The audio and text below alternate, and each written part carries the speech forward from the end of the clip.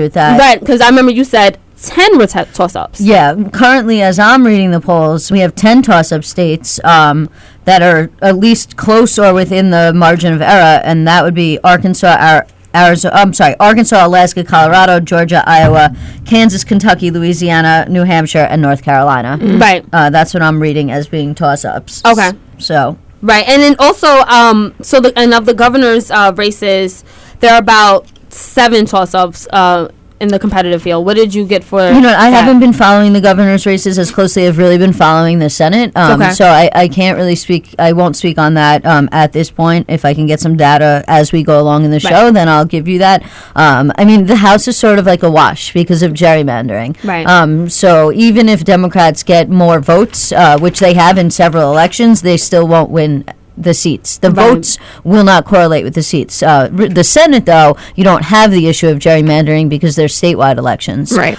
And so that the chance of holding the Senate is more likely than the chance of them gaining seats in the House. And in case you're wondering what gerrymandering is, like I am, I had to Google it real quick while you guys are talking. What? Gerrymandering, just for listeners right now, gerrymandering is pretty much every 10, I think it's 10 years or so. Yeah, when they 10 cut years. Based on the quote unquote. Based on the census, like they'll cut district lines to like account for like who is represented by certain districts. So now usually the party in charge would cut like a district or cut like a certain territory in a way that they have as many people as possible who vote on their party line, so who are Republican, into that group.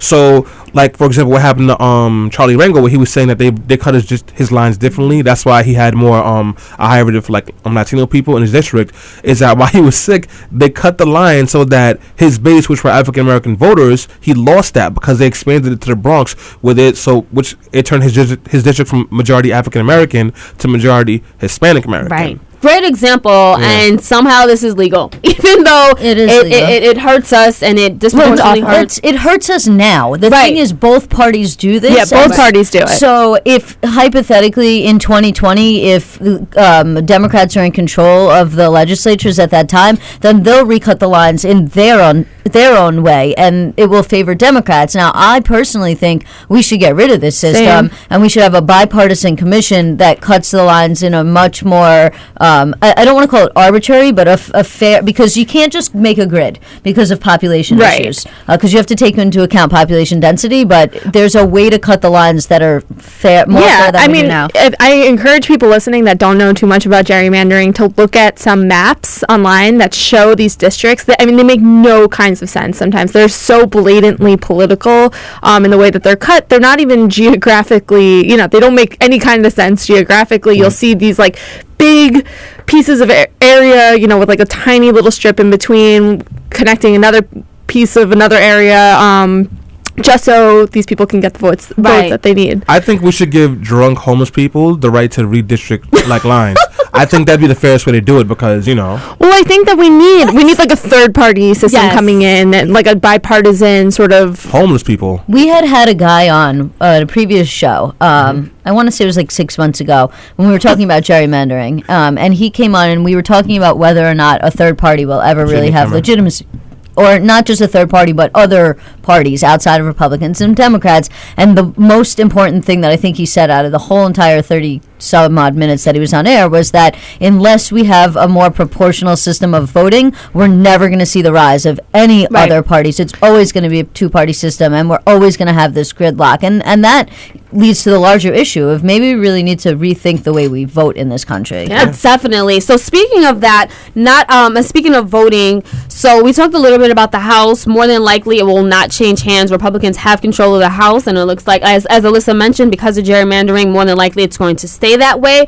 But there are different opinions on what's going to happen with the Senate. Right now, Democrats are in control of the Senate, but if they lose just 6 seats, then Republicans will be in control of the Senate. And we know this will be a horrible idea, because if you think there's gridlock now in Washington, imagine if Congress is controlled by both branches of Congress is controlled by the Republican Party, and then we have President Obama, who's a Democrat, and we know that Republicans have made it their agenda to make sure that he goes down as the worst president in history. They're doing that so much that they're hurting Americans simply because they don't want to pass common sense legislation that would somehow make our presidency a success and will make Americans happy. So what's going to happen is, if Republicans are in control of both the Senate and the House, we'll probably see a lot of bills passing through Congress and then the president vetoing a lot of bills. So nothing is going to happen. So that's why it will be, in my opinion, disastrous. So I'm just going to finish up and then we're going to open up to the panel. Okay. We talked about some of the tight races. I wanted to just briefly say that there's also some tight gubernatorial races across the nation, particularly in Georgia, Kansas, and Florida. And besides that, I wanted to talk about Texas because just yesterday, Saturday morning, the Supreme Court decided that Texas officials can enforce a controversial voter ID law, which will be implemented during the midterm elections. So what it is doing, it's putting an unnecessary burden on voters that prevents a disproportionate amount of Blacks, Latinos, elderly, and disabled people from getting to the polls. What is it? What is what, Stanley? Like the way that they're doing that. What's the disproportionate responsibility that they're putting on them? Well, the thing is, by asking them to provide a photo ID. Now, the thing is, especially for us here, as millennials, we live in New York City, it's a little different. But when you're 74 years old, like this one woman who testified, she was like, I've been voting since 1954. Mm-hmm. I don't need a state ID because, I usually stay home or I'm driven around. And she was like, I can't vote. And the thing is, she didn't even know, what was particularly taking place because the voter ID laws aren't as clear. It's different in each state. And it was going back and forth in appeals courts. So she wasn't sure. And now she's like, well, I'm not going to be able to vote. Well, this is why Democrats lose. Because Republicans, this voter ID nonsense has been going on for quite some time now. Yes. Why don't you just start a campaign to get people IDs? Well, but you shouldn't have to have an ID. Period. No, right, that's the issue. But you should not have to have a form of ID to go vote. It should just be. We need to make the process as easy as possible. And the thing that I always think about when we talk about voter ID laws is that students are not going to be able to vote. Students that live, on campus 10 months out of the year, who spend most of their time, but might be coming in from other states, will not be able to vote. And when we look at, the past couple of election cycles, young voters have been turning out to the polls in higher numbers than ever before. So this completely disenfranchises young people. Yes, it does. It disenfranchises a lot of people who would particularly vote Democrat. And that's why Republicans have made this attempt and effort, particularly when President Obama came into office. So the question I want to throw out for the panel and for you guys who are listening is, how big of a threat will voting ID laws be against democracy in the midterm elections, especially if you're in a state that has enforced a voter ID law? Call us up. The number is 212-650-6903, or you can tweet us at BeHeard_radio. Well, interestingly enough, at least the way I look at it, right now, you have two states where you really had voter ID kind of at the forefront. One of them is Wisconsin, where the Supreme Court actually stayed that law because they said that the law had not been publicized enough, and therefore not enough people were going to know about it, and they didn't want to change anything right before the election. On the other hand, they said the opposite with Texas, which was that because this law was really publicized and everybody knew about it and they had the opportunity to go out and do it, that they weren't going to now say, okay, you don't now need the IDs for the election because it would screw too many people up. So kind of the common theme in both of that is, let's not change the status quo right before the election. So in Wisconsin, the status quo is not everybody knows about this, so we're not going to go forward with it. And in Texas, is the status quo is people know about it, so we're going to go forward. But to answer your question specifically, the states that, I'm completely against voter ID for many of the reasons Jackie just mentioned. I'm not going to rehash them. I think it's completely unconstitutional. I agree with a very, very conservative judge, Judge Posner, who dissented this week in one of the voter ID cases, saying, how basically voter ID solves a problem that doesn't exist. And he basically actually went on to say, if something about witch trials, just because the Iowa state, this state legislature says this doesn't make it to be true. But none of the voter ID laws, as far as I can tell, except maybe one or two, are affecting states that are kind of in play for the Senate. So, like I said, the House is kind of a wash because of gerrymandering, and governors' races, are internal within the states. That's not to say they don't matter; they do. But at least with respect to the Senate, which I think is the most important part of this election, at least right now, because it determines who holds that branch or takes over that branch. And none of the states on my list, except maybe North Carolina, have a voter ID issue. So, to me, it means that it won't have effects, at least in the races that are in play. Right, for right now. Thank you for now. Absolutely. Thank you for adding that. And thank you for that, Alyssa. Right now, we have on the line with us Ms. Deborah, who would like to let her voice be heard again. We're talking about the midterm elections, which are less than 3 weeks away. Good morning, Ms. Deborah. How are you today? We're doing well. How are you? I'm well, thank you. That's good. Listen, I'm not necessarily talking directly about the voter ID card, but I was listening to something that you said about, if the Democrats win the Senate, that it would make President Obama the worst president. And I can't lose the Senate, Deborah. Lose the Senate. So many times, I've heard that a lot. But I mean, how does that make President Obama the worst president if you have psychopaths who continue to block everything that he's trying to do? I would say that a case study should be made on the Congress and the Senate. Well, not President Obama. That would not, to me, I mean, they like to talk about people's legacy and all that kind of stuff. This is, they've already laid it out. They already said they wanted him to be a one-term president. So you already know where they stand. Well, it's pretty simple, the kind of people that think that Obama will be the worst president of all if Democrats lose. Those are stupid people and people who don't believe in facts. Because if you look at it on paper, the president has had a pretty substantial 2 terms in office, even with having pretty much been inactive in passing significant legislation in the last 6 years because of obstruction. Anyone who looks at the president and doesn't like him right now is either uninformed or ignorant or just doesn't like black people. Thank you for that, Ms. Deborah. And guys, if you want to call in and let your voice be heard, the number is 212-650-6903. I think the reason why that's happening is because a lot of people don't pay close attention to politics. What they do pay attention to is unemployment rates, the fact that they can't get a job, the fact that they're being underpaid if they even have a job, the fact that tuition's going up, and just daily everyday problems. You mean like with every other president? Right, but the thing is, who do people look at first? They look at the president. Why aren't bills being passed? Why is, when in reality, so much of politics is local. I mean, so much of whether or not you have a job or what your wages are has to do with state law, which is why the governor's races are so important. It's not about the president. I mean, all politics is local. It starts with your municipal government at the local level and then goes to the state and only then goes up to the higher level of the federal government. Absolutely. Jackie? And I want to get back to the voter ID law thing really briefly, because I think that it's a much bigger deal than people really recognize right now. And I hear a lot of people that normally I would assume would be against it say, well, why is it such a big deal? And Selena, you mentioned before, like in New York City, it might seem like it's not such a big deal because we have access to these types of IDs, whether they're driver's licenses or, permits or whatever else, something with our face on it.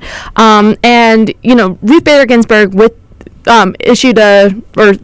a 6-page dissent with a decision that came out, and there was a really great quote from her that I wanted to read that said, "The greatest threat to public confidence in elections in this case is the prospect of enforcing a purposely discriminatory law, one that likely imposes an unconstitutional poll tax and risks denying the right to vote to hundreds of thousands of eligible voters." So that's the big problem here, is the poll tax idea, that you have to pay for something that will enable you to vote. You should not have to pay money towards something to enable your vote, right? And for some people, they think it's not such a big deal, but it is a big deal. You should not have to pay any money whatsoever to have the right, if you are eligible otherwise to be able to vote. Not only should you not pay with money, you shouldn't have to pay with your time. And that's another thing that people don't realize, is that they're like, okay, well, if you say, let's just say, all right, well, we can't have a poll tax, so we'll make these IDs free. Right. But then in order to obtain the ID, you need a birth certificate that you have to pay $10 for. And it's a lot of these people who don't drive. Like, there was this woman, her name is Vivian Applewhite. She was the woman who challenged the Pennsylvania voter ID law and won. And basically, she was 93 years old. She had been voting for her entire life. She did not possess a birth certificate because I don't want to say she was born into slavery, but she was born to former slaves and obviously born at home, not at a hospital. It was before we had the kind of streamlined birth certificate issuance process that we have now. She never drove, and basically in order for her to get this ID, she would have had to first take like an hour bus ride to the county clerk's office to try and obtain a birth certificate or some kind of ID. Then she would have had to take like another hour drive to the place where she had to go apply for the ID. So it's like people are like, oh, well, you have to show ID for everything today. You have to show ID to buy alcohol or cigarettes and, this, that, and the third. But people don't realize is a lot of our elderly Americans that were born prior to having this kind of streamlined birth certificate process and who don't drive and who no longer work and don't need to show ID for these things, they are the ones being disenfranchised. And it largely turns out to be elderly people of color. And that's, and it just goes back to this, which is voter ID is not a problem. There has been 4 cases of in-person voter fraud over the past 10 years. There's no problem with in-person voter fraud. So voter ID only solves the one problem that Republicans are trying to solve, which is black people vote. Yeah. Well, and on that note, we're going to take a quick break, but we're going to come back and continue the discussion about the midterm elections right here on Let Your Voice Be Heard.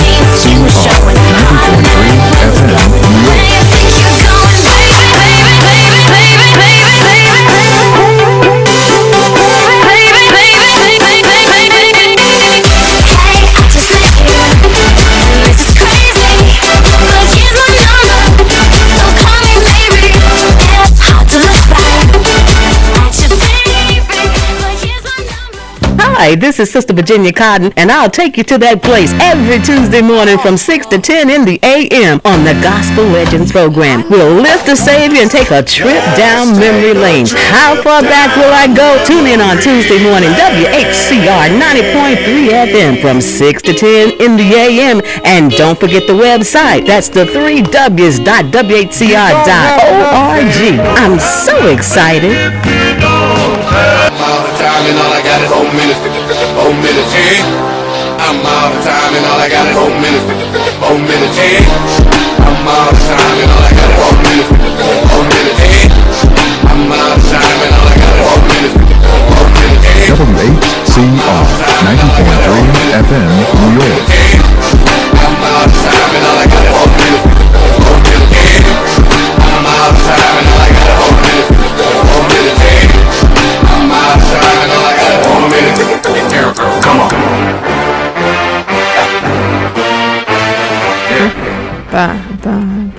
Yeah, and we are back. You told me to come back in, Selena. Yeah, I was waiting for you to like sing or do a little dance, or you know how you do. I had to do it, and I'm way worse at it. Yes, you are, Jack. You know why you're way worse at it? Because you're not me. If you were me, it'd be a lot What easier. are you trying to say? No, What are she's you not trying me. to say? I'm trying to say that we are back on Let Your Voice Be Heard on 90.3 FM WHCR, the voice of Harlem, and we are talking about the midterm elections. And in case you don't give a damn about midterm elections, I'm going to tell you that you should, because we're having elections in New York City, if you're wondering, and Governor Cuomo will be winning again. And he made up his own party because he wants to destroy the Working Families Party. And he does not really care about liberal issues or anything that helps anyone who is not going to fund him to run for president, even though he's going to lose. Right. Still better than a vote for Astorino. Who That's what is she said. campaigning with Bobby Jindal in New York? Did you see Horrible. that? Yeah. Bobby Jindal was in town, and I texted my friend Manny, who I run the page with down in Louisiana, and I was like, Bobby Jindal is in town. Disgusting. I was like, take him back. And he was like, we don't want him either. And I was like, we should do celebrity death match where we put them out in a ring with like a herd of coyotes. Yeah. Well, speaking about campaigning with different people, so Democrats, it seems like they've been purposely distancing themselves away from President Obama during this election cycle, across the nation. And, we've seen it in Kentucky. what's the Democrat running Allison against? Lundergarden Grimes. Yes, definitely. Like, she even refused to admit that she voted for But President that was Obama. not for that reason, though. She stood on principle, which is the Constitution. Right, I get it, yeah, but I mean, come on. Like, I think that, like, the question has been posed to her very straightforwardly. You know, did you vote for President Obama? And she did give a good constitutionally backed answer. But I feel like it just goes to show that a lot of Democrats running across the nation are distancing themselves away from President Obama. They don't necessarily want to say, okay, yes, we support the Affordable Care Act. They don't necessarily want to say, yes, I stand with President Obama on a number of his policy issues and politics. And, you know, they're sort of playing it back. And I want to know what you guys think. And I'll start with Alyssa. Like, do you think it's a good idea? It's a good strategy? I do. I think that you have to you want to help the president. The way you help the president is elect more Democrats. But in order to do so, you kind of have to, in this situation, when the president has low polling numbers, you have to do what's best for you in order to get elected. And so if the president's poll numbers were really high, it would be a good strategy to, align yourself with the president. But since the president's approval rating is very low right now, for whatever reason, we're not getting into that discussion at the moment. That's not really what we're here to talk about. The best thing that I think Democrats can do right now is get elected. That's the best way they can help the president. And if to do that, they need to distance themselves from him. For now, I think that's the route that they should take. Well, here's my take on that, because I don't necessarily think that's a good strategy. I think that the odds are typically against the president's party during a midterm election in general. And I think that by distancing themselves, what they are doing is isolating African-American voters and the base. Now, we know that African-Americans turned out in record-breaking numbers in 2008 and 2012 to support the president. But they don't turn out in midterms. They don't. But they also don't... thank you for ruining my train of thought. It's okay. Let me just go back to the paper. Okay, and they also still overwhelmingly support the president at this moment. So I think that by Democrats not becoming an ally with President Obama, African Americans don't feel as excited and motivated to vote. Now, when you have, President Obama has been making some efforts. He's appeared on like a number of radio shows that have large African American listenership, and he's doing things like that, and he's campaigning like that just to get African Americans to the polls. And I think that what the numbers are showing, we need African Americans and Latinos to vote during this election in order for Democrats to win. So I don't think it's necessarily a good idea. I also think I agree and disagree with both, right? I think that, yes, the best way to help the president is to get elected. And, what I'm about to say is going to be very starry-eyed and bleeding heart, but it's how I feel. It's too political, right? If you're just doing something as a maneuver just to get elected, you're setting yourself up for bigger problems in the long run, right? So if you're distancing yourself from the president, but then you align yourself back with the president, later on, once you're in office, your constituency probably isn't going to be super excited about it and probably will have bad feelings towards you later on. So it's this constant back and forth, this constant, push and pull of, are we agreeing with the president or are we not? Are we sort of selling him out? And so I absolutely agree with Alyssa. We need to make sure that Democrats are getting elected, but at the same time, it's not very honest politics, which is something, nothing honest and right, politics. I know, but is that something that we can strive for? I think so. I'm not that jaded yet. I think you're having hippie dreams, Jackie. Here's what's really gonna go down over here. The Democrats don't want to be seen with Barack Obama, and they're very intelligent to do that because his polling numbers are in the tank, and his polling numbers are in the tank because obviously he has not led on Ebola, and people are unhappy about having health insurance they can afford now. And the Republican Party does a great job of messaging, and Democrats have no backbones. Well, so Stanley, on that note, should Democrats at least play up the Affordable Care Act, which does seem to be working right now in a lot of states? I want to mention that it's working even in a lot of red states. Mitch McConnell, for instance, he recently did an interview, and so they asked him, "How do you feel about Affordable Care Act?" And he's how do you feel about the state exchange in Kentucky, which is called Connect, spelled with a K? And he's like, "Yeah, it's good. I support a website." But they were like, "So what do you think about the Affordable Care Act?" And he's like, "No, we need to repeal it." but you support the state exchange. So it's like basically, so we can leave the website up, but the program that the website, that when you go and sign up, so you just type your information in and it just gets sent off into a black hole, because Mitch McConnell says we can leave the website up, but let's get rid of the program. You guys that are idealists. You guys very much so underestimate the level of stupid there is in this world, and especially in America. I mean, I don't underestimate the amount of stupid there is in this room, but You know what, Jackie? I'm going to ignore that hurtful comment. Listen, we have people in this country who think that they can get Ebola through their TV, so... You can get Ebola through farting. You didn't know that. But so, someone who's asking about Ebola, actually, Jazz, we have him on the line right now. Jazz, let your voice be heard. And please turn down your radio, because that scared the crap out of me. Once your radio's turned off. I turned it off. Okay. Thank you. I turned it off, yes. An experience that I had recently, I would say within the last year and a half voting, year voting, my polling place was at 141st to the convent, that church there, because it's not too far from your station. They moved the polling place from 141st to the convent to 144th between 7th and 8th Avenue, but closer to 7th Avenue. It's a 10-minute walk for me, but for someone who's elderly, who maybe using the accessoride to get around or walking there, it's an impossibility if you go to the polling place that you're used to going to for years, and suddenly they've moved it. And that's something that's not talked about much. I tweeted it at a few politicians that I do, but it's clearly something that's done to prevent you from voting.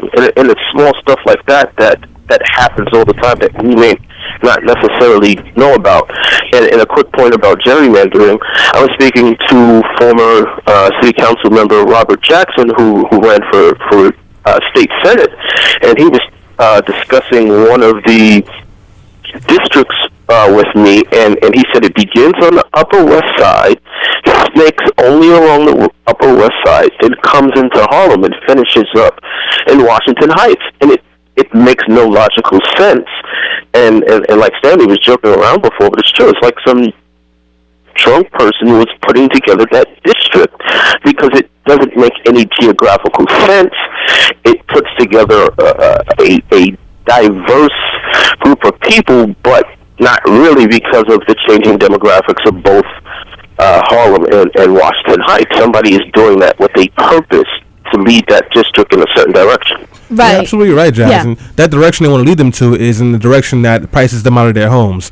And, hey, that's what's going to happen when you don't go out to vote. But listen, Harlem, he's right about that. Harlem has a reputation of changing polling locations and not telling you anything. Wow. The last 3 elections, I've tried to go vote, and they just magically changed my location, and you go to your polling site, and no one's there. Don't you get the thing in the mail? I get a thing in the mail from the New York City Board of Elections. Where do you live, Alyssa? On the Upper East Side, but everybody in the city gets it. If you're a registered voter, you should get that piece I think of mail. that they're not sending those out though anymore. If you guys want to find out where your polling place is, go to iwillvote.com.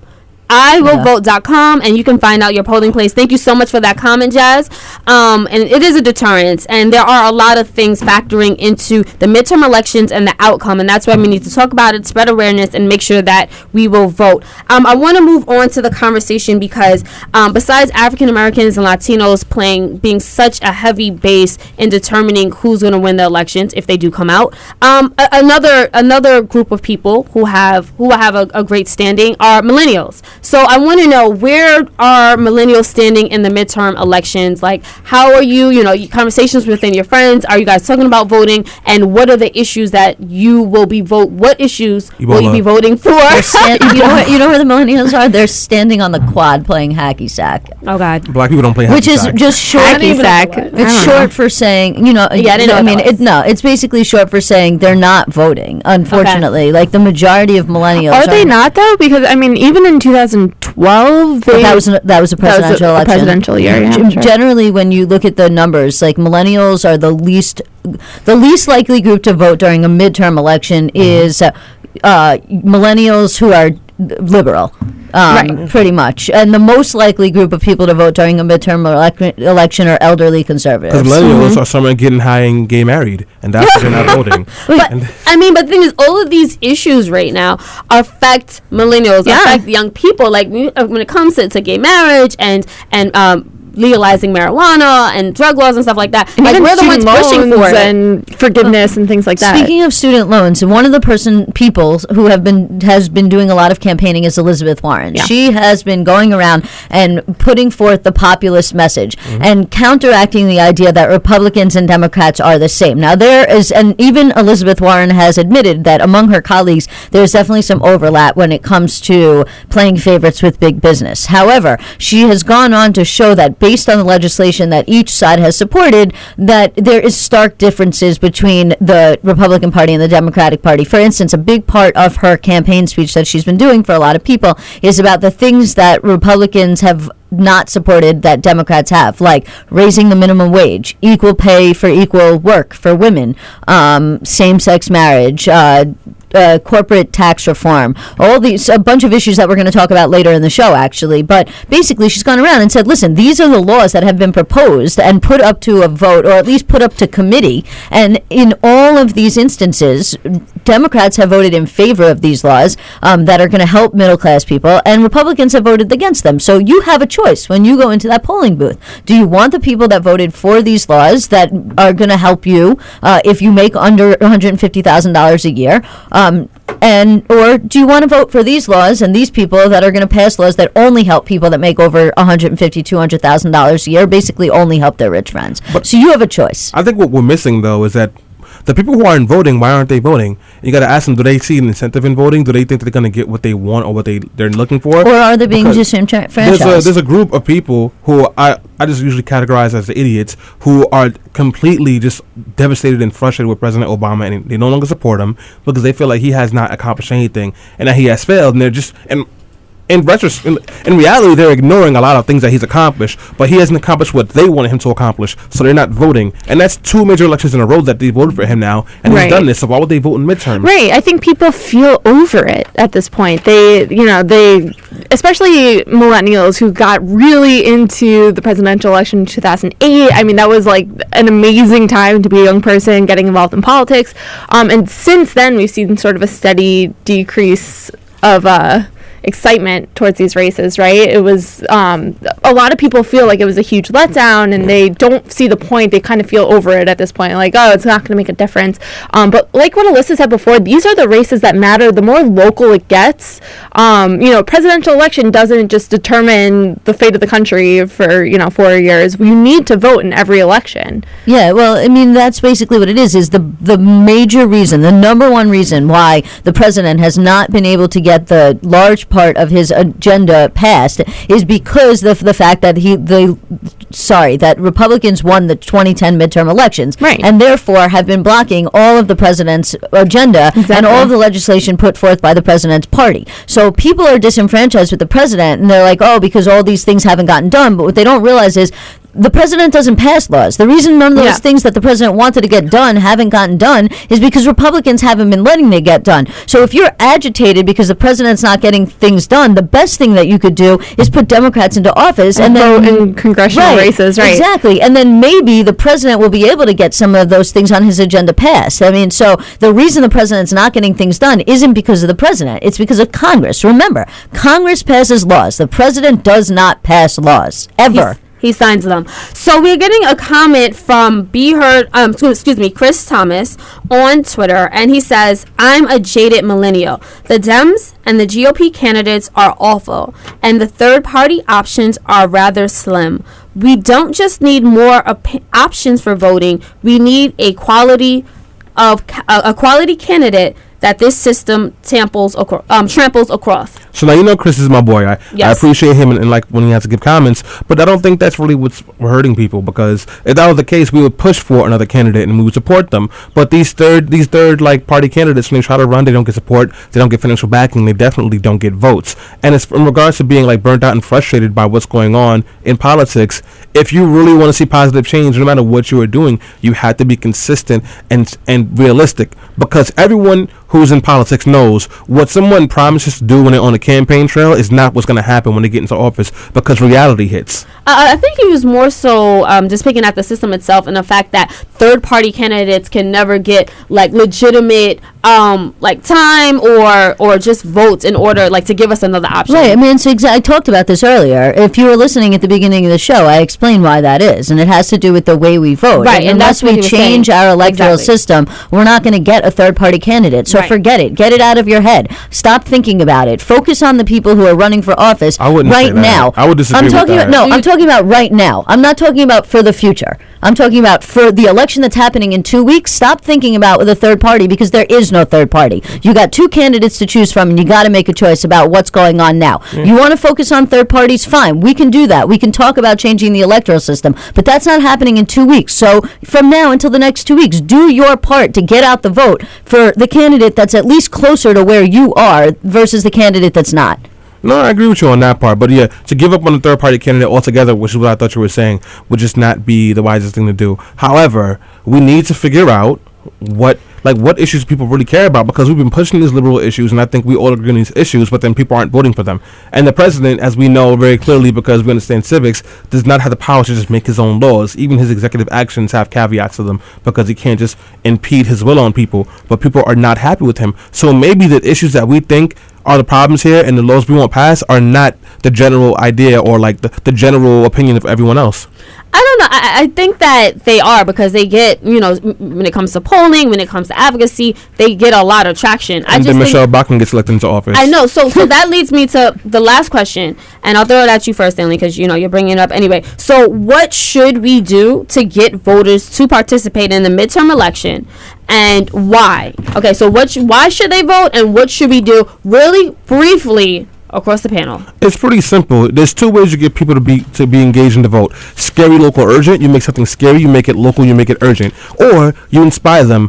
Barack Obama did that. We need to either scare the crap out of them or inspire them. See, and I think it should be a focus on the numbers. I'm not going to go through all the numbers right now, but suffice to say that these races are close. That should motivate you to go out. Like in Alaska, the Republicans only leading by 4 points. That's almost within the margin of error. In Arkansas, the Republicans leading by 3.5 points. In Colorado, it's 3 points. In Georgia, the Democrat is basically neck and neck, none with Purdue. It's averaging out at 0.06 that the Republican is leading. In Iowa, it's 2 points. In Kansas, it's a dead even tie. In Kentucky, it's only 4 points. In Louisiana, it's 5 points. In New Hampshire, the Democrat is leading by 1 point. In North Carolina right now, the Democrat is leading by 1.4 points. These are close races. Your vote matters. You have a chance to make a difference. So get out there and put your hand on the lever or whatever it is now. I mean, I know now put your Scantron through the machine, but realize these races are close and you have an opportunity to make a difference. So get out there and vote. Yeah, I mean, I don't think I could say it any better than that. These races are so close. So if nothing else, and again, like there is a bigger issue here, and there's two things that we need to focus on: the election that's happening in a couple weeks, and then the greater system as a whole. And I certainly have felt disenfranchised by the system and would like to see change.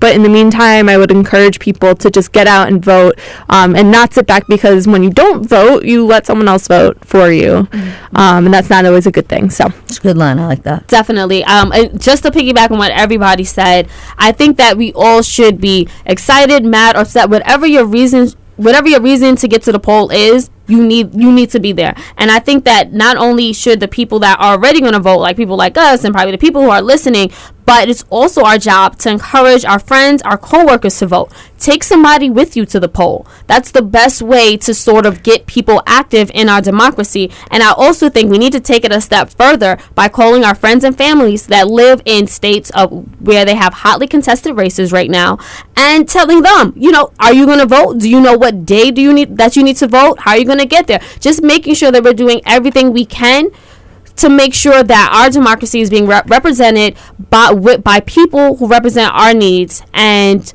aren't going to just, take money and just do things that would not represent the greater majority or the mass majority of Americans. So we can all do something, and I think that we need to do something, and that's voting. So on that note, we're going to close, but when we come back, we're coming back to the news roundup right here on Let Your Voice Be Heard. Never had much faith in love or miracles. Never wanna put my heart on the line. WHCR 90.3 FM, But New swimming York. in your world is something spiritual. I'm born again every time you spend the night. Cause your sex takes me to paradise. Yeah, your sex takes me. Did you just look down at your phone? You did it again, didn't you? You know, you're flying down the road in a 3-ton hunk of steel, and a text takes your eyes off the road for an average of 5 seconds. At 55 miles per hour, that's long enough to travel the length of a football field and cause some serious damage. Turn it off. Trust me, whatever it is, you'll live. Learn more at StopTextStopWrecks.org. Brought to you by the Ad Council and the National Highway Traffic Safety Administration.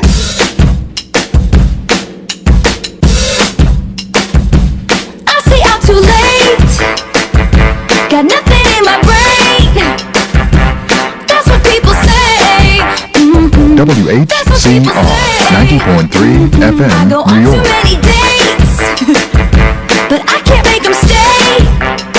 At least that's what people say. That's what people say. But I keep cruising, can't stop, won't stop moving. It's like I got this music in my Before the chorus. Oh, yeah. Shake it off. It'll be all right. We're back on Let Your Voice Be Heard right here on WHCR 90.3 FM. We just wrapped up a great conversation about the midterm elections and why it's so important to vote. We can't stress that enough on this show, and that's Don't why we vote, keep guys. stressing. Do not vote. It's not But cool. don't vote for Stanley for anything. And especially if you're listening in one of those toss-up states that we Right. mentioned, That's you know, what she even said. more so, go out and vote. Definitely. That's what she Everyone should said. vote. So, it's time for the Very news mature, roundup. very mature. Thank you. The time for the news roundup where we talk about interesting news stories throughout the week that either made us laugh, cry, get really upset, maybe makes us want to go vote, hopefully. Probably not. Stanley maybe makes him want to go get drunk. Right, makes Stanley want to get Probably. drunk, I probably. am not an alcoholic, people. I have a passion for the spirits. Thank you very much. Right, that's how you phrase Tell that to your liver in 30 years. Where'd my whiskey go? So I want to start off with this before we get into the heavy news stories.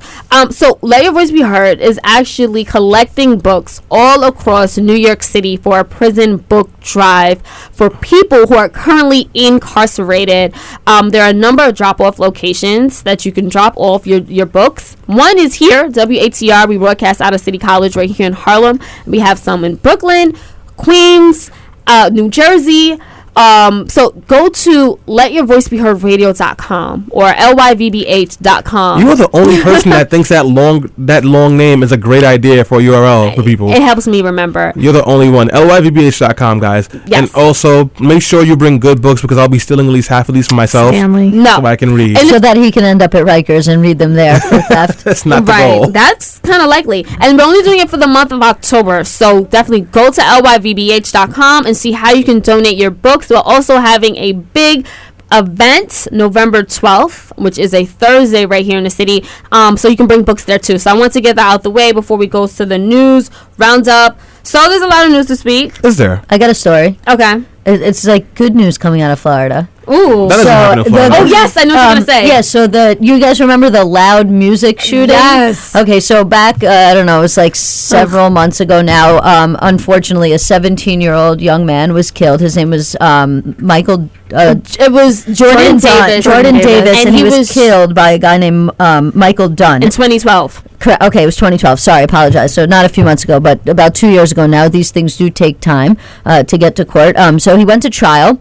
And initially, at the first trial, like, he was convicted on all counts except for the first one, which was for the killing of Mr. Davis. And so now there was then a second trial, and he lost. And now he was just sentenced, and the judge gave him life without parole specifically for Mr. Davis's murder. Justice has 105 been years. served.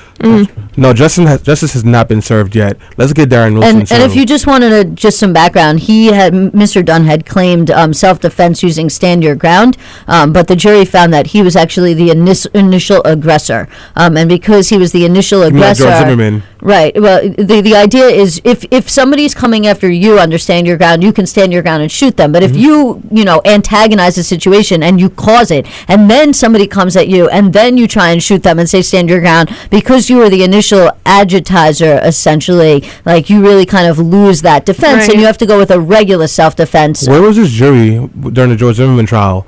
Well, you know what? There's different factors. Remember, each case, I mean, as a criminal defense attorney, I normally defend people and put on defenses such as self-defense. And so I like, though, when somebody does get convicted and they are found beyond a reasonable doubt, like in certain cases when you look at the evidence, and I can agree with the jury verdict. But remember, importantly, every case is different. The evidence in every case is different. The way the defenses are put on are different.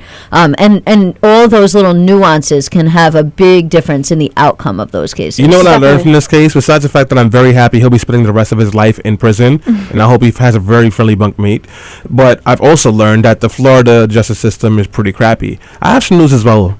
The entire justice system is pretty crappy. The entire justice system is pretty crappy. Particularly but Florida. Florida is leading the league right now. Well, maybe Texas, because it's Texas.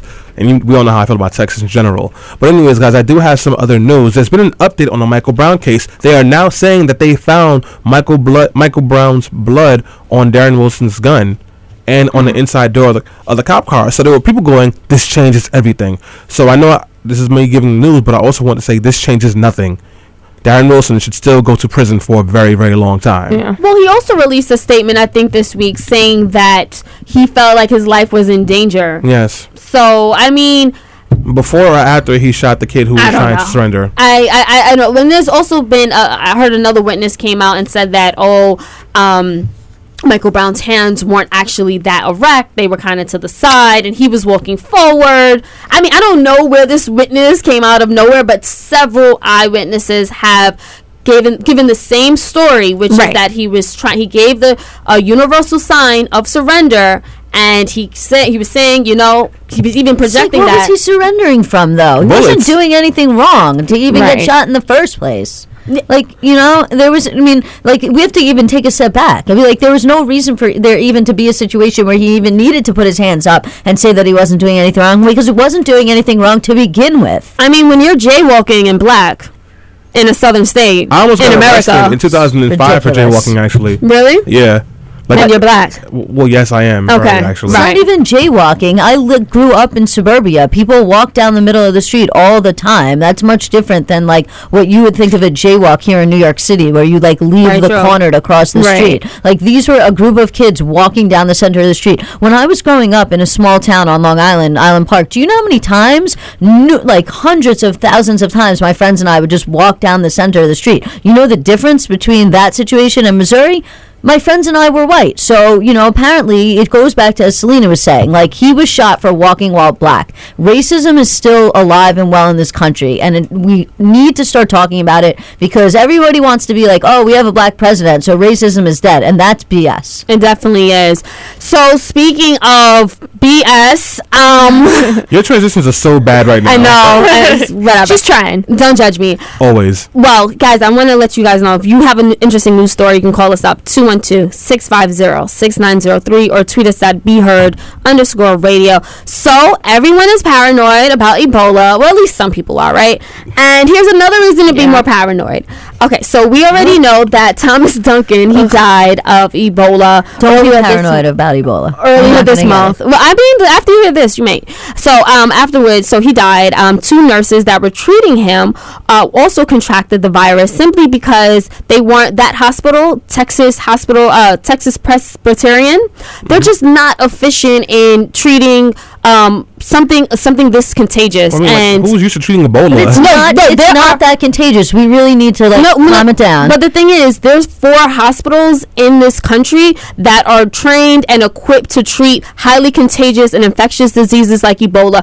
The closer you get to death, the more contagious it becomes. Right. It's not spreadable if you're not showing symptoms of it. Right. So if you're dying and you cough and somebody, you're in that room, I mean, come on. No, but No, not even that. It's not airborne. You can't get it like that. No. Spit. If you call for sneeze, your like that saliva can easily get into your eye or easily get. Somebody sneezed in my mouth. Like, okay, they didn't sneeze in my mouth, but you know how people talk and they spit sometimes and it gets in your mouth or your eye. But Selena, they have hazmat suits on. I mean, regardless, these women, they caught it because one of the nurses unions even complained. One of the nurses unions even complained that their necks were exposed, like they weren't. So listen, the most likely scenario. No, I didn't get to the story yet. The most likely scenario for how they caught it, they're saying, is based on the undressing process. Yeah. That when they did not have proper protocols at the hospital for taking the suits off, and so when they went to go take the suits off, the stuff that was on the outside of the suits made contact potentially with their skin. Yeah. And that is the most likely and most plausible scenario. About how the nurses got Ebola. If you're scared about Ebola, don't call us. But if you have a comment, 212-650-6903. Selena? And the reason why is because there weren't any protocol in place, according to the nurses union at that hospital. So now that the CDC has been observing all of the healthcare workers that dealt with Thomas Duncan, who died or happened to be in the lab, first they were just saying, take your temperature every day and report it back. Now they're saying we need to track and make sure we figure out where you are. We know that one of the nurses that contracted it took a flight the day before she started showing symptoms. And I also wanted to say that the CDC found that the lab supervisor who may have handled Thomas Duncan's specimens is currently on a cruise ship in the Caribbean from Texas right now. So she wasn't showing any symptoms, but she was allowed to get on a cruise, Carnival, about 4,000 people on this ship, and she did choose to self-quarantine herself. Her and her husband are isolated. They didn't release her name or identity as far as I know. But, I mean, I think it's true. Fear and paranoia are spreading way quicker than Ebola on United States. But this type of thing and these breaches in protocol is basically the reason why. 6 people, Selena. 6 people. I said the fear. This is why the fear is spreading. I know, but I'm just saying 6 people, so everyone who's listening can understand that. Literally, in West Africa, 1,000 a day. But we do have a caller on the line, and I want to get to her. Miss Deborah, let your voice be heard. She's back, and it's for Ebola. Hi. Listen, I just wanted to say the lady that got on the airplane, okay, if they say that she's a nurse, even if the CDC told her that she could go on, I think if I were a nurse, I don't think I could bring myself to get on an airplane. I really don't think so because of the fact that this man did die, and that's a serious disease, and they're talking about weddings and the whole 9 yards. I don't know whether or not the wedding superseded her getting on the airplane, but I just don't think she should have done that. I really don't think it, and I think there was a doctor who also, she was supposed to stay in her hotel. She decided to go to one of her favorite restaurants, and she went in. I think that's horrible. She usually does some stint on NBC, and I don't understand this. I mean, are people feeling like, well, if anything happens to me, I'm going to live my life the best way I can, and to hell with everybody else. I don't know why they're doing this, but I think they should be punished if they keep doing it. With Ebola. I'm just kidding. Go ahead, Jackie, I think. I mean, I think it's sort of, I don't want to contradict myself because obviously this isn't this mass spread that we're creating in this country and worried about. I do think though that the people treating Ebola in Texas right now and the people that were involved are under a watchful eye from the rest of the country, and so when they do go out to dinner after having treated this stuff or get on an airplane, it's going to freak people out, right? It's going to terrify people. So I don't think that she should have not gotten on that flight because she would be putting people at a risk. But I do kind of think this is a national sort of concern right now, and so maybe to take that into consideration, that it will freak people out if you get on a flight immediately after. I have 2 things to say about that. I mean, obviously, if you have treated an Ebola patient, you feel sick, you feel like you have a fever, you have to exercise some restraint, about not getting on a cruise ship, not getting on an airplane. You know that you're in a position where you actually could contract the disease versus somebody who's sitting on their couch up in New Hampshire and thinks that it's coming through their TV. But on the other hand of that situation, obviously, and that's with travel, planes, trains, automobiles, cruise ships, etc. But on the other side of that coin is, the people who are treating these Ebola patients, they're nurses, they're medical professionals. If they're going out to dinner after work, then largely I think that's because they're smart enough to realize that the likelihood of them having caught the disease and the likelihood of them further spreading that disease is extremely, extremely, extremely low. And I think that's why it's like, well, I'm not going to be scared that I got it, and I'm not going to be scared that I'm going out to dinner, because I probably, more likely than not, I don't have it. More likely than not, I'm not going to spread it. And so it's just, like you said, the fear and the paranoia is spreading way, way faster. Did you know that more people die per year by getting hit by their TV falling off their wall than will be killed by Ebola in the United States in the next 20 years? That's believable. And it's going to get worse because it's flu season. So the first time somebody sneezes and farts at the same time, they're going to run straight to the hospital. P.S.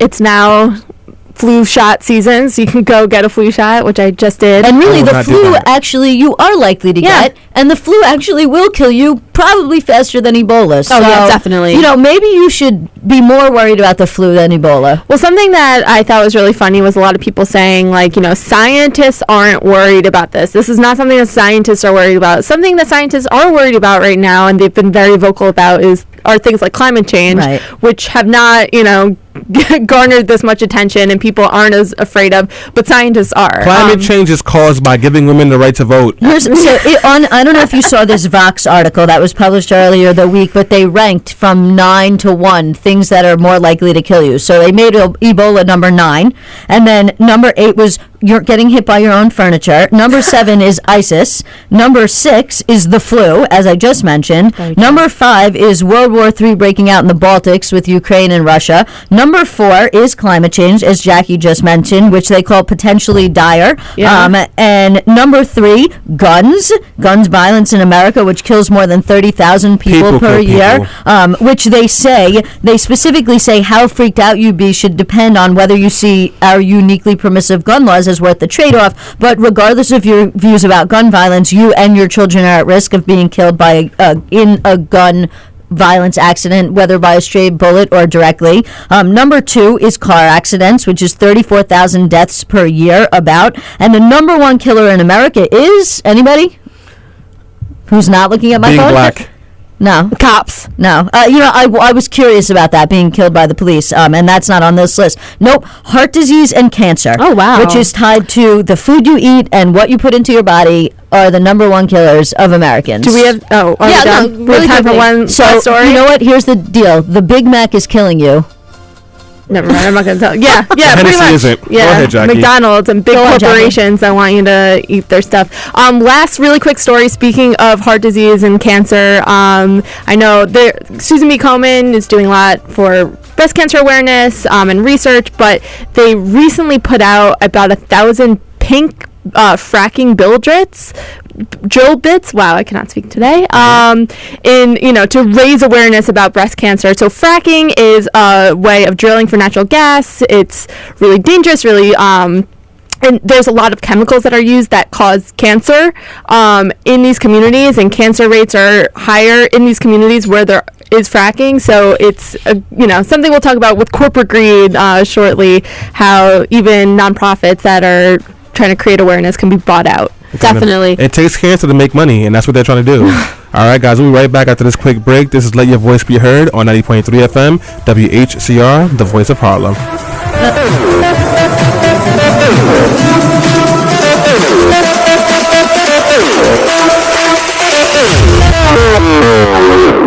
WHCR 90.3 FM, New York.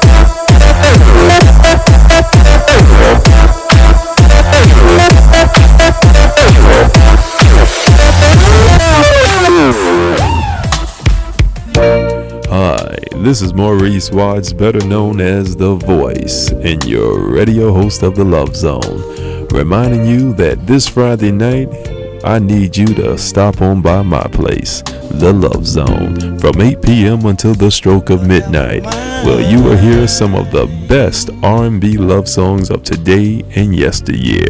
That's right, we take you from 1948 and bring you all the way up to the present, baby.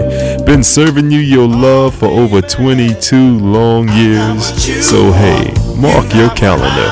This Friday at 8, you and I have a date. I'll see you there. For each other.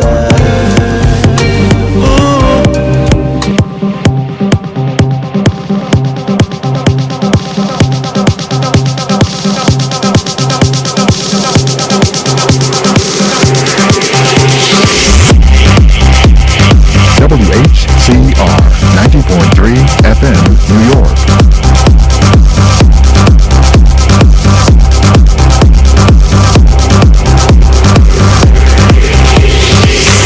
It's a party up in here, and if you don't know. There's a party up in here and I'm gonna go, yeah. Oh, boy. What's up, guys? We're back on Let Your Voice Be Heard on 90.3 FM, WHCR, the voice of Harlem. I want to tell you that I look amazing, but I feel like crap. I found it on top of the radio, so I just took it because it looks great on me and it brings out my eyes. You are a loser, a stupid loser. Jackie, you have something to say? It doesn't matter. Oh, I am on fire right now. So anyways, you're really guys, killing it. Oh yeah, I'm killing the game. Real MVP. POP, hold it down. So guys. Mama, I love you. Mama, I love you. Sorry, guys. In case you're confused about what this joke is about, What just happened? There's a video on Black Twitter and it's on Facebook as well. Black Twitter is not a real thing. Yes, it is. Yes, they're doing a case study on it too. But anyways, there's a video and it says when keeping it real goes wrong, and there's a young lady who's being arrested. So they play the video and the reporter goes, "Do you have any regrets?" And she goes, "I don't got no regrets.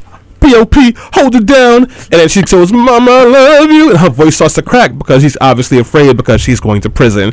So now that's been a new thing, POP, hold it down. And then when she was leaving the precinct, the reporter said, "Sir, can we talk to you?" She goes, "I'm a woman, sir." And just walked away. It's a really hilarious video. You might mention like Black Twitter. That's not really a thing, but there really is a thing now called Freedom Book, and it's only for conservatives, and you have to get an invite to be on it because nothing says social media freedom by excluding everybody who disagrees with you. There's also a new thing that is like my favorite thing ever called J-Swipe, which is Jewish Tinder. Oh, wow. Tinder for Jews, which I get like ads like targeted for me, which is ridiculous. You're a Jew. Join our Tinder. You're a young Jewish person. That's right. It's the evolution of J-Date. Will it be around only your own people? Join this group. So guys, instead of talking about all these weird businesses and corporations, I actually want to shift the conversation towards businesses and corporations. So I have a very interesting question to ask all of you who are listening today or who are sleeping through the show and planning to go on brunch afterwards. Like all my friends. Yes. Brunch? Would you be willing, of course, brunch is F&A, would you be willing to pay more for that purchase on Amazon.com?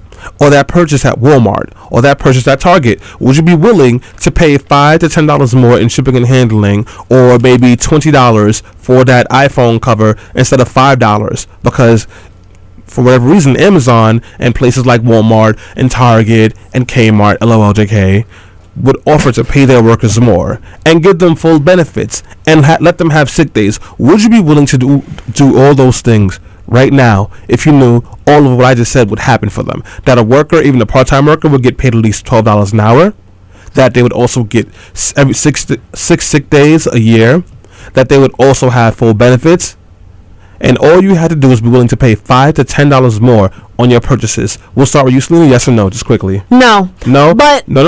Alyssa?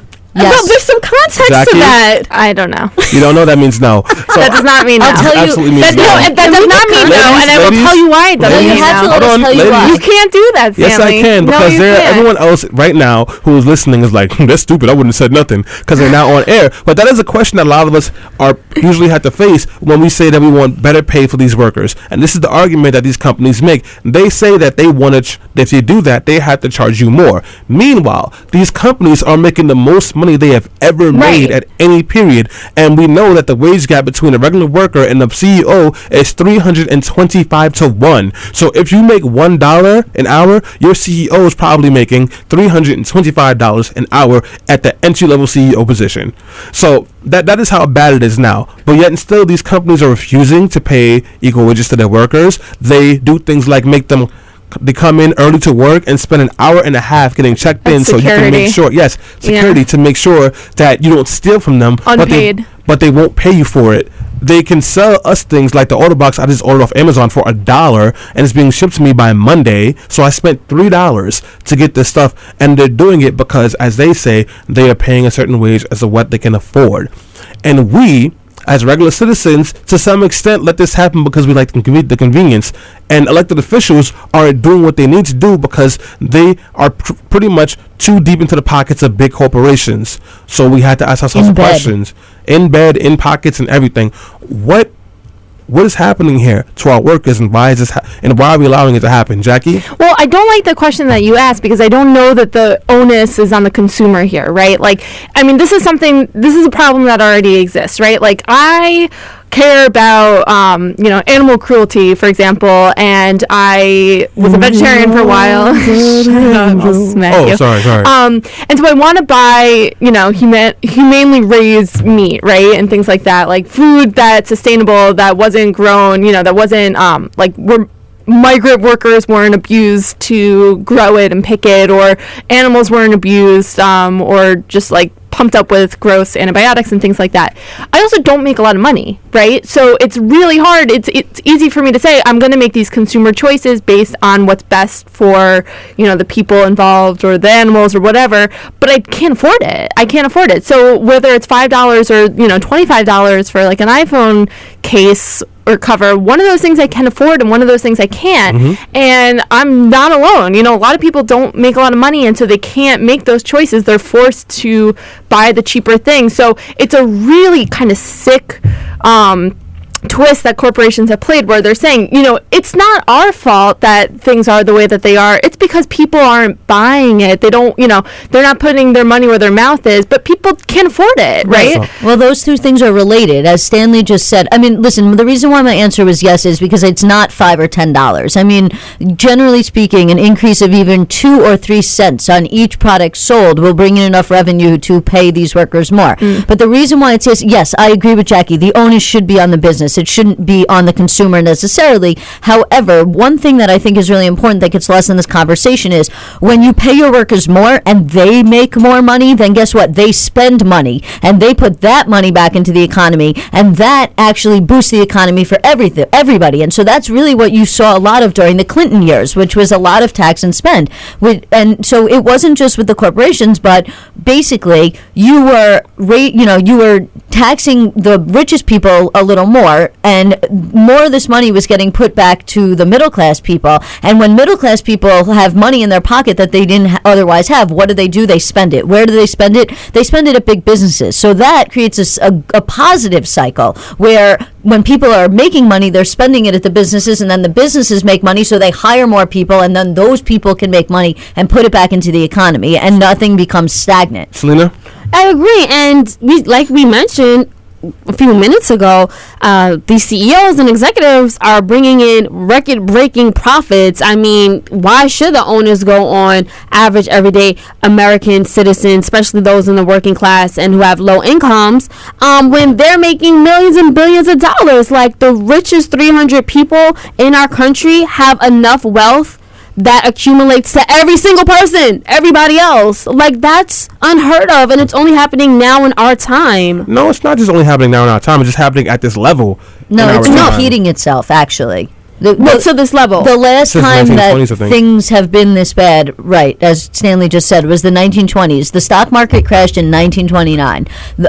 Prior to the stock market crashing in 1929, you had the largest rate of income inequality between the largest gap, essentially, between the rich and the poor. So we're cycling through something again that we've seen in the past, and we know how it ends. And the fact is, the idea is that you're supposed to learn history so that you don't repeat it. Yet we learn this history, and we understand that when the wealth gap between rich and poor gets so big that we end up with situations like the French Revolution, the great stock market crash, and the Great Depression. Yet we don't take the affirmative steps to combat these solutions through legislation because, socialism, America, and all those other ridiculous things. And people because people aren't educated in civics and economics, and they don't understand the nuances of how these things work, they basically just think like, oh, tax is bad, this, that, and the third, and they don't understand how these policies can affect them positively. And that's why you see so many people in poor southern states vote for Republicans, and yet those policies that they put forth don't help their pocket. They're voting against their own economic interests. But so now my question for you is, if you're Walmart, if you're Amazon, if you're Target, if you're Kmart, if you're any of these big companies, why? If you're getting away with this, why would you change the game now?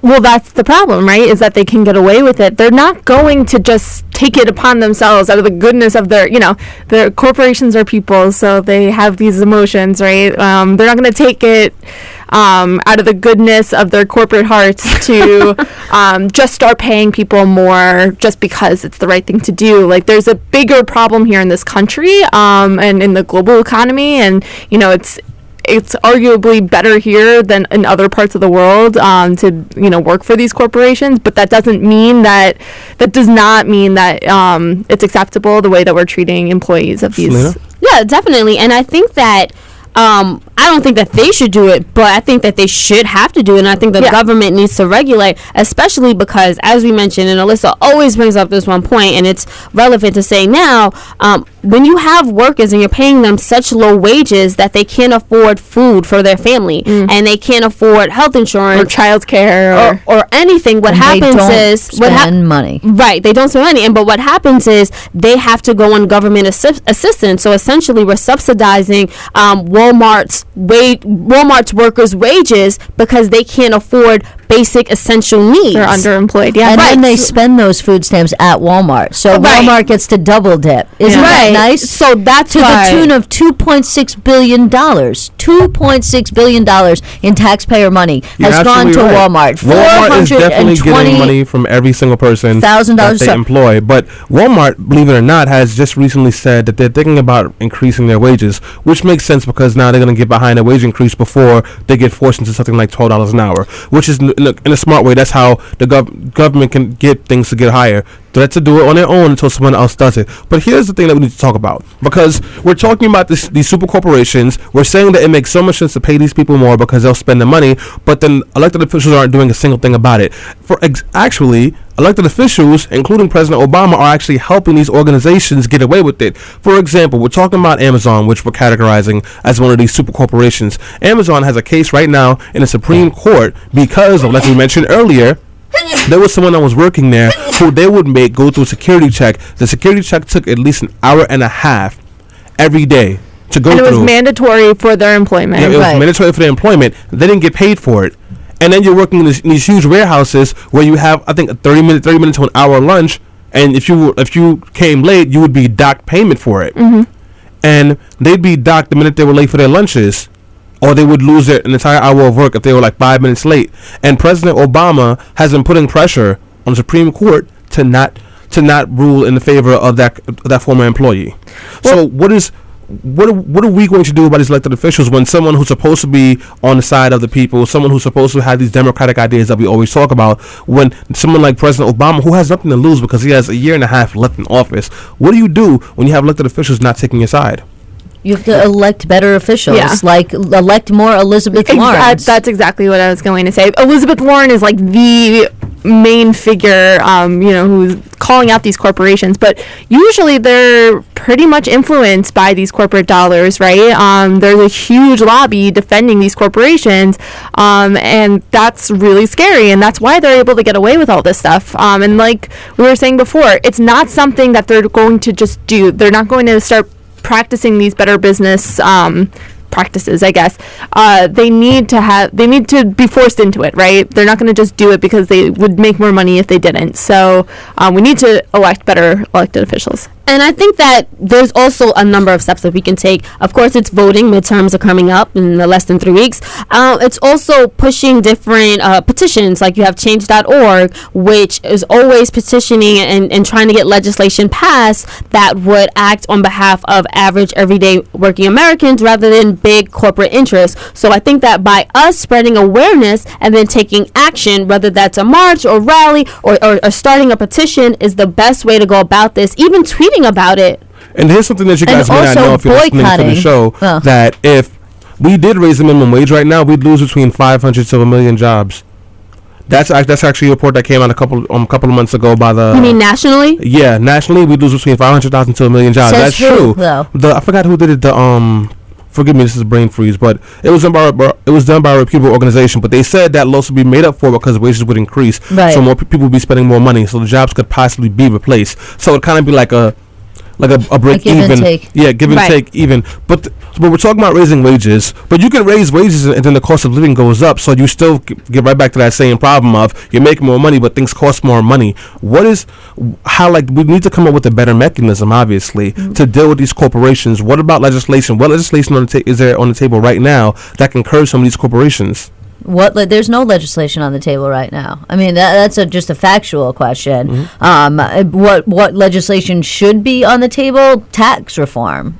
Closing corporate tax loopholes, because it's not just about raising the minimum wage. Obviously you have to find a balance. Right now, the minimum wage is stagnant. I mean, and it's also controlling inflation, which is something that we don't really talk about, and that a lot of people aren't really well versed in what inflation is and how it operates and how it raises the prices why things get more expensive every year, and that has to do with inflation. So, I mean, you have to take into account both raising the minimum wage, but also closing some of these tax loopholes that allows corporations to get the benefits that individuals don't get, and providing more tax relief to middle class people and less tax relief to big business, and also to stop certain amount of the offshoring, which I know they're trying to combat that problem of people doing reverse mergers with out of country corporations in order to reduce their tax liability. I mean, the thing about it is it's like very un-American to, and some people will disagree with me and they'll say, no, it's very American to try and avoid taxes.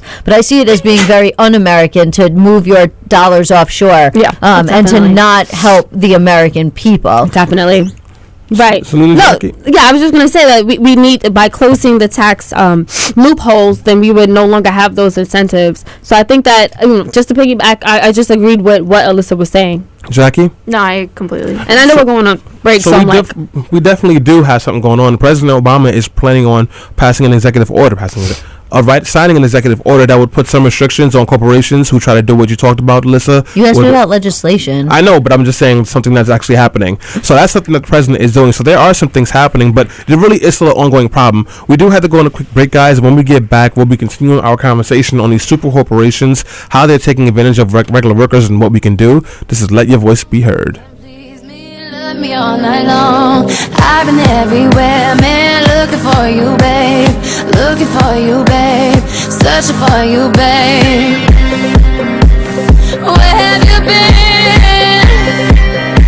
'Cause I never see you out. Are you hiding from me? Yeah. Somewhere in the crowd.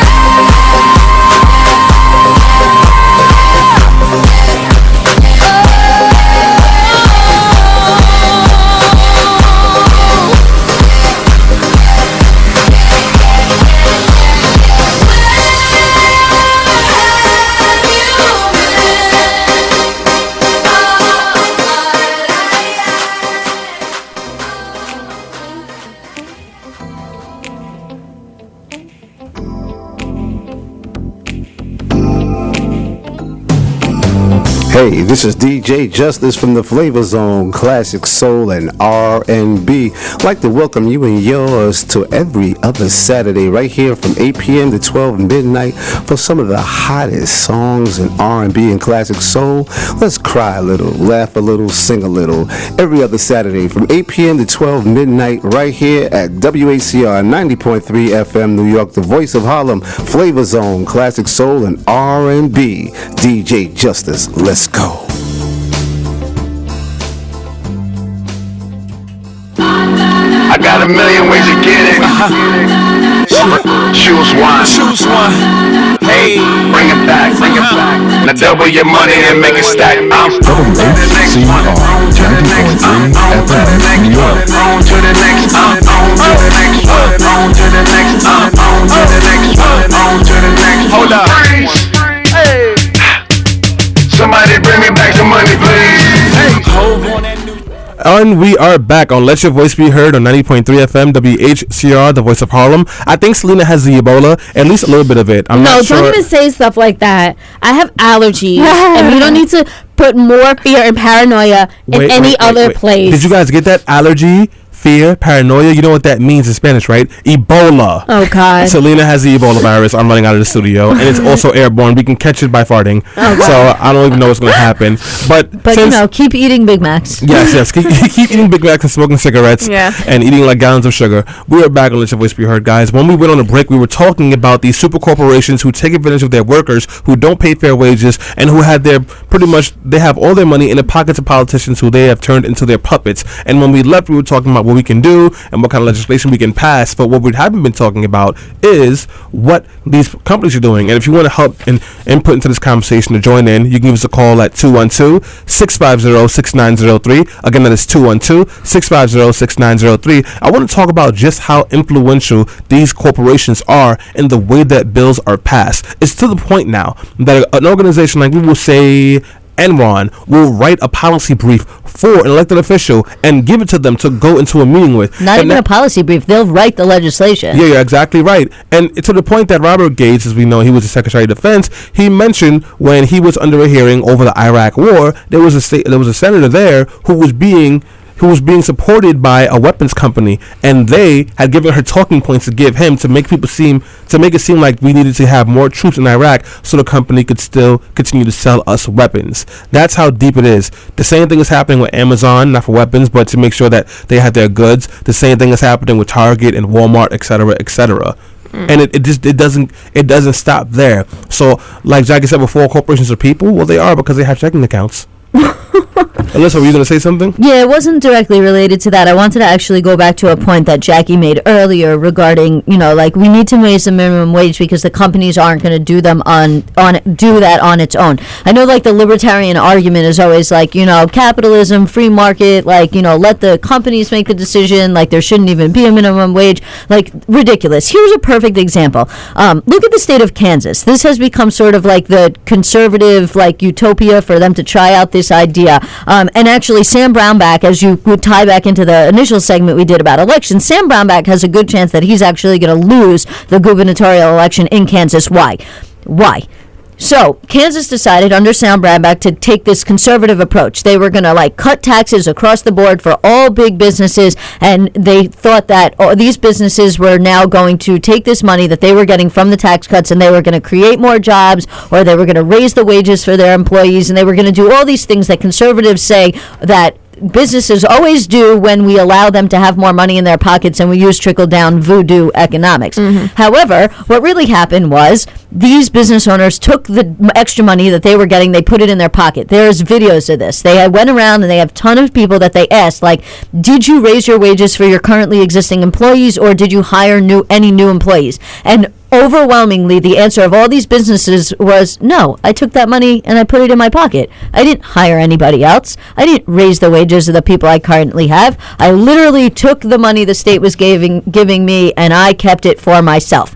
So the whole idea that this money is going to trickle down and it's going to create jobs or it's going to lift wages is a load of It's a lie. Yeah. A load of fallacy. Pretty much. And because of that, you now actually have one of the largest Republican groups in Kansas is backing the Democratic candidate for the election. Wow. Because this does not work. Their economy tanked. They have unemployment at, I think, 10% or higher now. And a lot of people lost their jobs, and you can't pay for simple things. Just getting back to this topic with the businesses, I remember when we were talking about the midterm elections, and I said maybe the issues that we think are relevant are not relevant to everyone else, to the general public. So maybe raising the wage isn't something that, once again, the general public believes in, because obviously we can't seem to be able to elect people who want to do that. So my question is, if maybe that's the case, maybe people don't want to raise the wages, they don't think those 500,000 to a million jobs lost is worth it, then why not work on ways to bring the cost of living down?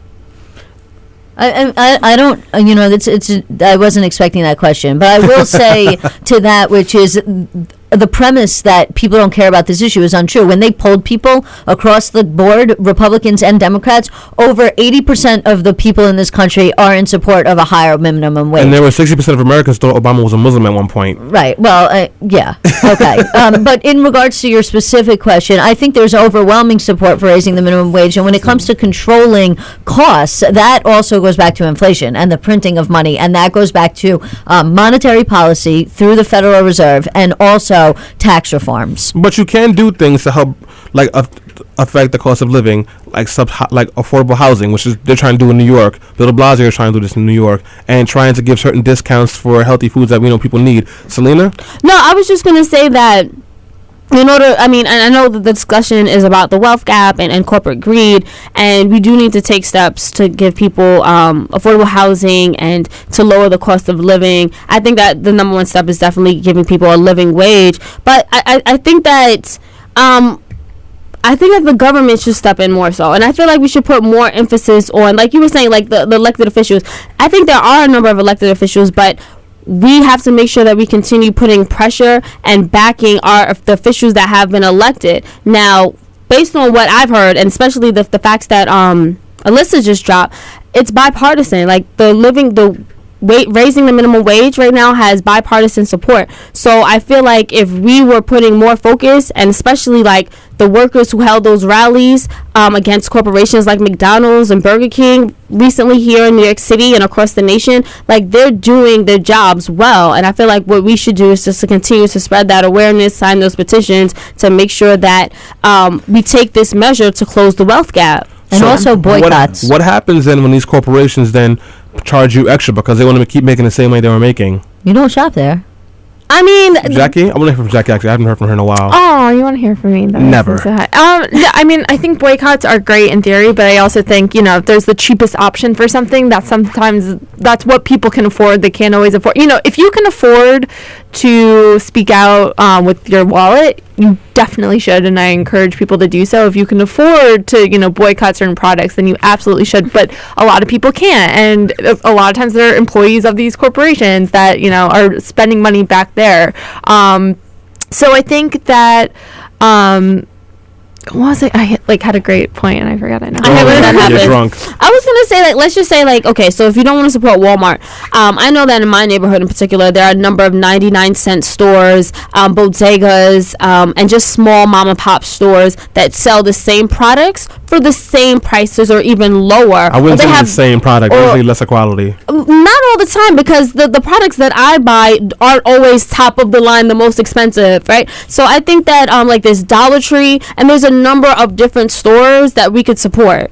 Well, I think that if you can afford, if there's, sometimes people shop at these stores not because they're necessarily the cheapest, but out of convenience, because they can get everything that they need in one spot. So if that's why you're shopping at these stores, and you can go to these independently owned shops, that's what you should do. You should support local business. You should support your community in that way, if that's the problem, right? If it's not a matter of this is the cheapest thing and this is the only thing I can afford to feed my family or supply necessities in my home, then you should definitely do that. But I think Alyssa made a point earlier, or maybe it was Selena, about the government's going to be picking up the tab here in one way or another. If they're not closing these corporate loopholes, if they're not encouraging or forcing businesses to really do their part and take care of their employees, they're going to be paying more in government assistance. People are going to be using food stamps and government assistance more. So it's really it's kind of crazy to me to, one of these things is so obvious: empower people, let them empower themselves, and the other is create this dependency on the government and then yell at people for not pulling themselves up by their bootstraps. Well, and just wanted to add to that. I mean, these are people who work. Yeah. A lot of these people who are on food stamps are fully employed. If you have a question or a comment about this topic, you should give us a call or tweet at us or hit us up on Facebook. The number is 212-650-6903. On Twitter, it's at @BeHeard_radio. Definitely give us your comments, your thoughts. The other thing that I sort of wanted to mention is that we have to get away from this idea of like buying cheap. We want to. Right now, it's like, we are broke, right? Like, we're broke millennials. We want to like buy cheap stuff at Walmart or at Dollar Tree or like wherever because it's cheap. What we need to focus on is not it's like we buy it because we don't have the money. What we should focus on is empowering people by putting more money in their pockets so that nobody has to buy cheap goods, so that we all have the money to be able to go buy quality things. We have less money in our pockets. Well, but I think that's a really good point. It's a cultural issue as well, that we need stuff, right? We need to have stuff and crap in our houses that like we just have to show our worth. And it's a cultural issue as well, that we need to, there's like the buying food and clothes and things like that are definitely important, but then people are spending money on things that they don't need and accumulating all this crap that they just have in their houses that they're not going to use.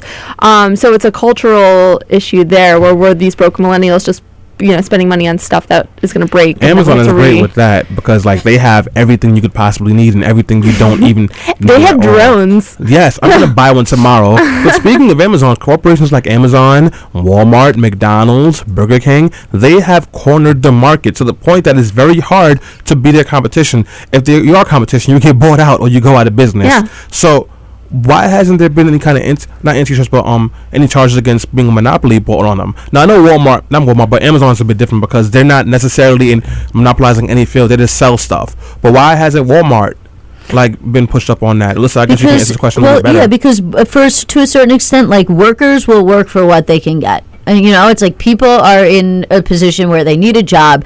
And, so they're like, okay, I'll take this job at Walmart because I have to have a job. I'd rather have this job than no job. Right, but that's right. the thing is we don't empower people to negotiate with these big corporations. And that's also part of the failing of workers unions. Now, which is separate from law enforcement union, teachers unions. I'm talking about stuff like that. So we don't empower people in that sense. I'm getting a comment specifically on this topic. Just 1 second. You didn't answer the question at all, Alyssa.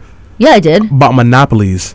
That's what I'm saying. Unions. You're not listening. No. Monopolies. Why hasn't the government done something about the monopolizing the market? Well, because if they sort of have. I mean, so monopoly is a specific legal term, right? Mm-hmm. It doesn't mean what you think it necessarily means. And so in order to bring an antitrust, and I'm not an expert in antitrust, but in order to bring an antitrust lawsuit against these companies, certain factors have to be met. And while we may see this as a monopoly in the general sense, like the game monopoly, in the legal sense, whether or not the government can actually bring an antitrust lawsuit, a lot of times the answer is no, or they can bring the lawsuit, but they won't be successful. My other answer about monopolies, or in the general sense, as you put it, and the way to deal with that is unions, is the unionization of people. And lately we've seen legislation that has disseminated unions, gotten rid of them. And one of the comments that I'm getting on Politically Preposterous, which I was going to mention before, is Kip Francis says it's cyclical. Wages will only go up when it's in the best fiscal interest of the company to raise them, and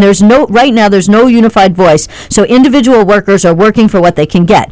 Without accommodations from the companies, eventually there will have to be a resurgence of unions, guilds, or brotherhoods that will once more lend that unity to the workforce. Yeah. And I think that's a really important thing, is so the government, we can't necessarily rely on them to deal with this issue of monopoly, and so it goes back to the organization of people to be able to negotiate for higher wages using collective bargaining. Yeah. So really quickly, guys, I want to wrap this up. What's the solution, Selena?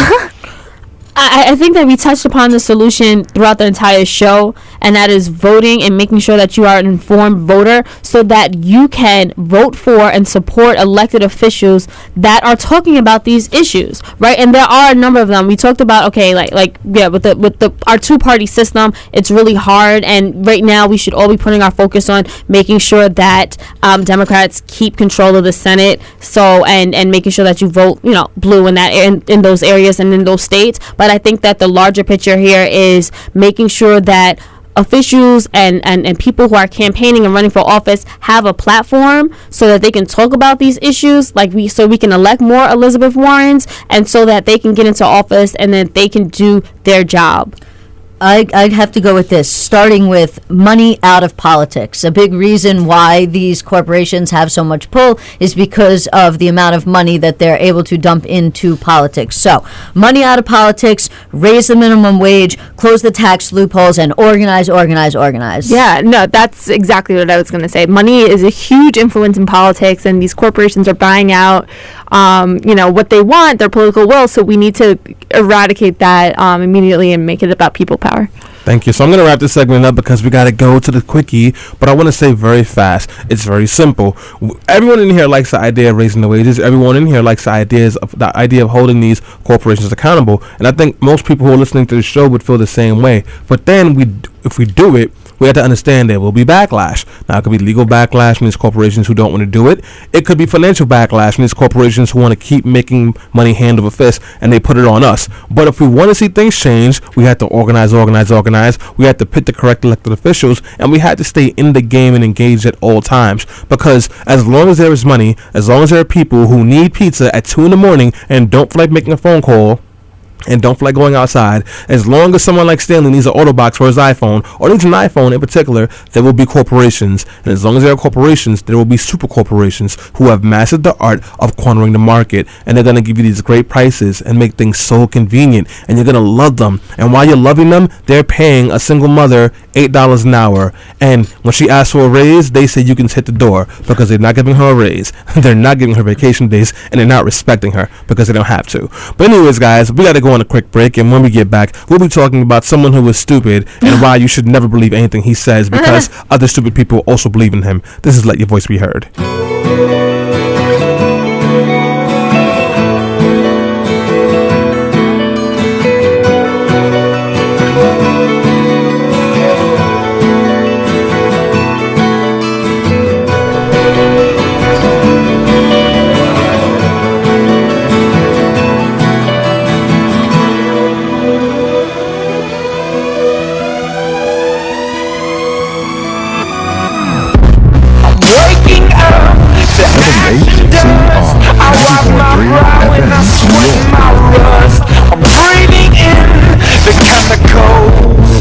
Whoa! All right, so welcome back. This is Let Your Voice Be Heard Radio. Hope you're enjoying our show this morning. I'm sorry. As opposed to what Stanley said, this is going to be the rant today. This is not going to be the quickie. It's all right, though. It's like the quickie, the rant, same segment, different topic. Anyway, so today I'm going to be ranting about something that's big in the news. So if you did not hear or have not read or seen, there was an article published. It was sort of like a bombshell article that was published today. I'm sorry, not today, last week in the New York Times. And it was about how they found remnants of an abandoned chemical weapons program in Iraq, and essentially the Bush administration covered this up to a certain extent. And so a lot of our soldiers were injured by, these decaying chemical weapons that were just left from a long abandoned program, and basically they were told to keep their mouth shut. And so they suffered horrible injuries. Nothing was really done about it. It was really, really horrible. And it's like honestly, to me, it should be something that's like a huge scandal, but for the fact that George Bush is no longer the president. So, of course, as soon as this article came out, Republicans had a huge hard-on, and they were like, "Oh my God, weapons of mass destruction! They were in Iraq. They were always there. See, you stupid liberals, we told you so. We told you there was weapons of mass destruction, stupid liberals." And they started going off and praising George Bush as if he was like the Lord and Savior. As if he was the Lord and Savior of everything, and he was always right. Anyways, so this got me really, really, really pissed off, because obviously the first article I saw about it was from The Blaze. Right. Meanwhile, The Blaze totally misquoted the article, and so now all these people were sharing this story from this right-wing. And they have such a great reputation for such journalistic integrity. And I felt screaming "Oh my God, did you read the New York Times article?" So let me give you a breakdown of what the New York Times article says, and then why it pisses me off so much. So the article made very, very, very explicitly clear that the U.S. had gone to war. George Bush specifically had declared this war in Iraq as a must-destroy an active weapons of mass destruction program, meaning the constant theme was the centrifuges are turning, they're making nuclear weapons now, oh my God, we're all going to get nuked by Iraq. We have to go in there and stop this active weapons of mass destruction program. What the article made very clear is what was found in Iraq was the remnants of a long-abandoned chemical weapons program. So essentially, at some point prior to us going to Iraq, actually probably the first time we went to Iraq, there was a chemical weapons program, and it was shut down by Saddam, and then they just haphazardly disposed of all of this chemical weapon waste. And our soldiers ended up stumbling upon this chemical weapon waste, and a lot of them were poisoned by it. They suffered chemical burns and other, things they were using because it was made from mustard gas. If you don't know, that was a poisonous chemical that was used during World War I and then was outlawed after World War I. It went on the Weapons Convention Treaty for, the international law that it's one of the things that countries don't use anymore because of its, disastrous effects on the human body.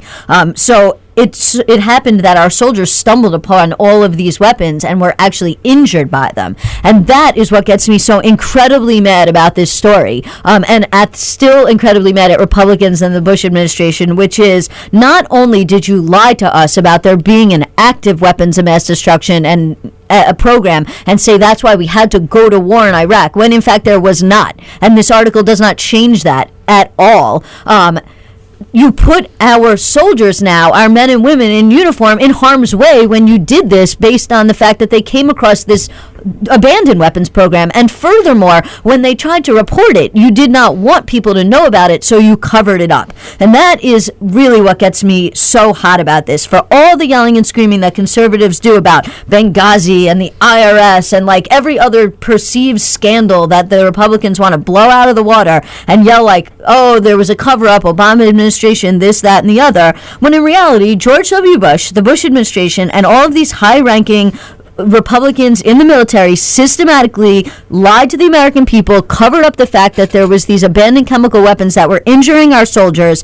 They were told not to report it. They were shushed out. And yet people still let them get away with this. So basically, it just gets me really mad that we don't hold Republicans to the same standard as we hold Democrats for some reason, that we were lied to once about an active weapons of mass destruction program and then lied to again about actual weapons of mass destruction that were there. They were decaying, but they were still injuring our soldiers, who were told basically to keep their mouth shut about it. That bothers the hell out of me. Jackie? Yeah, I mean, it's disgusting. And it's something that, soldiers being exposed to chemicals and things like that is not something new, and it's something that we're going to have to deal with for a long time. So the fact that they were trying to cover it up is really upsetting and really scary. I mean, this is, goes back to World War I with mustard gas, and I mean, certainly now we still have veterans that are suffering due to Agent Orange exposure in Vietnam, or first responders and National Guard members that are suffering from cleanup at